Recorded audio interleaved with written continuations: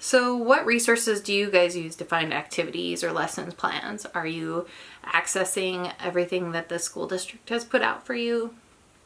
Are you having trouble with that? Make sure you're contacting and supporting your child. Those teachers I know have been responding as the best they can. Just keep at it. It was a quick turnaround to turn, everyday school into online school. So I think that's a huge feat, and you guys are rock stars for taking it on at home. So definitely do that. So there is, again, whenever I'm looking up stuff, I can find a lot on Pinterest.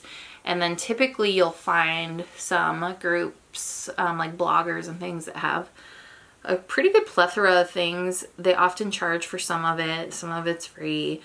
So you just do what you can, and you can always make your own. I have all my little drawing sheets. This would be easy enough to create some little sheets and slide them in document protectors. I don't need a printer. You can recreate things.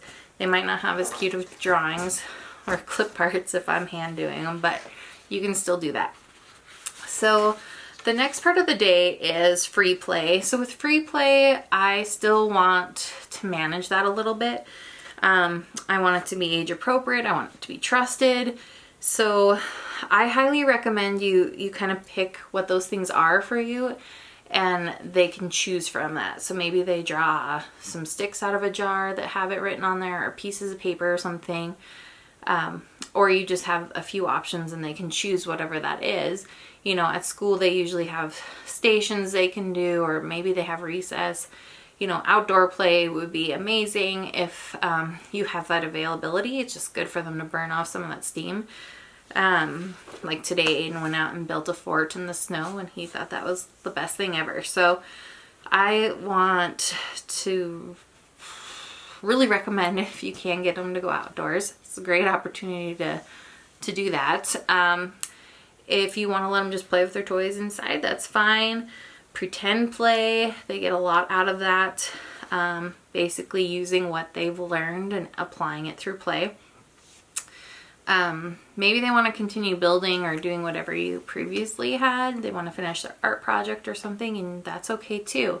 If you're going to use screen time, make sure it's educational at this point and it's worth their while. So a lot of free apps only have services up to a certain point, and then it just wasted the kid's time, or it's too hard or too easy. So just make sure that you kind of know what apps you're placing in front of your child, and it's worth their time. They could play with your animals. I don't know what I'd be doing if I didn't have anything to play with the cat and dog right now, because I'm trying to work too. So utilize that. That's a really helpful thing, and they're both bonding and getting things out of that. The dog's getting some extra exercise, which is good too. The next section, music and movement. So that is after lunch. So lunch is a half hour, 12 to 12:30. Nutritious lunch. We've been doing a lot of peanut butter and jelly, but that's because he doesn't get that at school. He, has a nut-free facility, so he's really enjoying his peanut butter and jellies. But whatever that looks like, have your lunch. He doesn't need longer than a half hour, and he usually talks with me, and we sit together and have family time. So then from 12:30 to 1:30 is music and movement, and there's a lot of ways to do that. So I view it as like a gym class or a grounding class. So Aiden gets to do gym like once a week right now. Walk, things like that. Ladder steps. So if you look up sensory paths or sensory walks, you can see a lot of different things for that. That gives them some time to do things. If you're looking for music with, the dance moves, maybe you don't know, YouTube's amazing, and you don't have to have your TV on to do that, but I can cast my phone to the TV so I can see it bigger because my eyes aren't as good as they used to be. But however you want to do that, just embrace it and have fun. Let them get their wiggles out a little bit. There's a lot of cool things with yoga.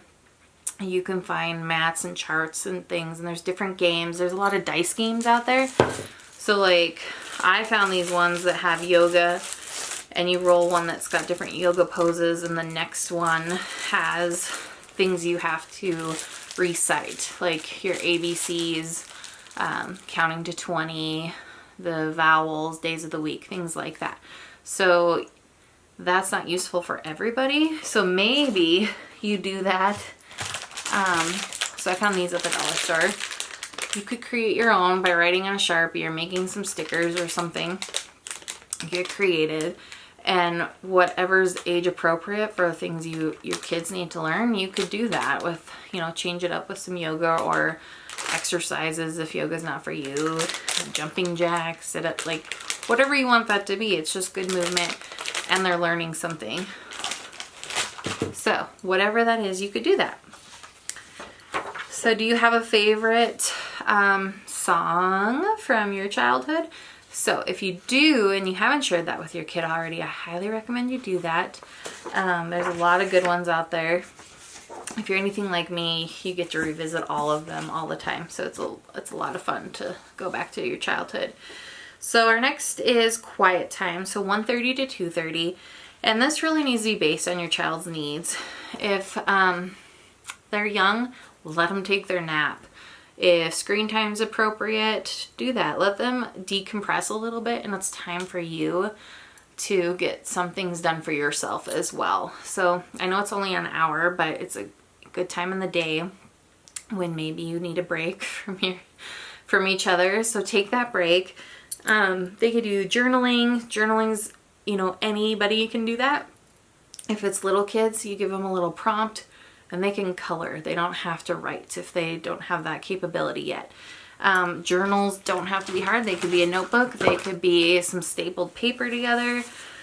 Like I made this one out of some construction paper and little lined paper that I found at the dollar store.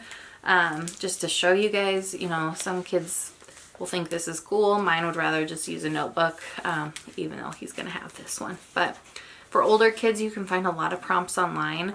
If you look at a lot of like gratitude journal posts or growth mindset, those are really good things to find prompts for, and they are always positive and reflective, and they just kind of help you get grounded. And that's kind of what this quiet time is for, is grounding. So they could do meditation or calming music or whatever that looks like for them. Little kids, you could do like quiet bands and books. And again, if you Google that, Pinterest that, you'll find a lot of ideas for that. But it's a time for the whole house to kind of settle down. And I feel like we all need that. It's kind of hectic, stressful as it is. Let's make sure we're all taking care of each other.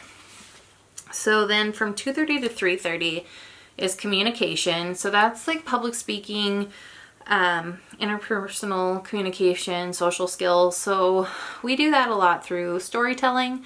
So I can read a book and then we do a lot of conversation and reflection on that, on the themes, on the characters. How did we feel about that? The younger they are, a lot of those social emotional books are really good. Julia Cook's a really good author, just to name one. I'm sure lots of you have lots of libraries, but find, you know, whatever their favorite character is and they want to read that story, that's fine. They could do their own story writing, so it could just be pictures for little kids, but then having them practice telling you this story or reading the story out to you. Again, you could use prompts if you needed to. How about we just, during this time, have a conversation? So we could have a conversation about anything going on in our life and just ask open-ended questions so that they won't just give you yes or no answers. Social emotional skill building. So you can do a lot of that with like activities and reflective writing as well, based on the story you read or anything else going on. Another thing I saw was like letter writing. So a lot of us don't write letters anymore. So it's a good skill, and we could send them to, you know, our elderly that are in retirement homes and nursing homes, assisted living facilities. They are having really limited visitations right now to help manage the spread of the coronavirus. So look at that. And another one is practicing phone calls. So I have spoken with quite a few young people that don't know how to use the phone very well because they're so used to texting and Snapchatting and things like that. So that's a good skill to practice too.